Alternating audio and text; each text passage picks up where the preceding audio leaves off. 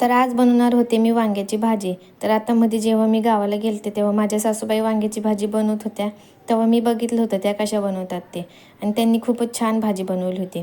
आपण शहरामध्ये ज्या प्रकारे नटून नटून भाजी बनवतो त्यापेक्षा खूप सोप्या आणि सिंपल पद्धतीने बनवलेली भाजी तर आज मी ट्राय करणार होते की मला जमते का.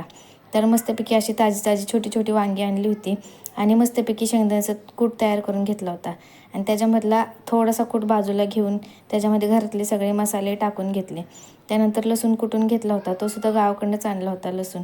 तो सुद्धा मस्तपैकी कुटून घेतला खलबत्त्यामध्ये आणि मसाल्यामध्ये मिक्स करून घेतला. त्यामध्ये थोडंसं तेल टाकलं आणि सगळा मसाला मिक्स करून घेतल्यानंतर त्याच्यामध्ये आपल्याला वांगी कट करून घेतले आणि वांगी कट करून घेतल्यानंतर एक एक करून सगळ्या वांग्यामध्ये थोडा थोडा मसाला भरून घेतला आणि कढईमध्ये थोडंसं तेल टाकलं आणि सगळ्या वांग्यामध्ये मसाला भरून झाल्यानंतर एक एक करून ती वांगी तेलामध्ये सोडून घ्यायची आहे.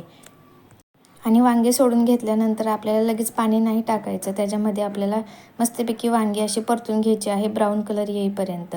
आणि साईडलाच मी पाणी गरम करायला ठेवलं होतं. जास्त आपल्याला पातळ भाजी बनवायची नाही, एकदम मीडियममध्ये भाजी बनवायची आहे. तर मी मीडियममध्येच भाजी बनवायला घेतली होती.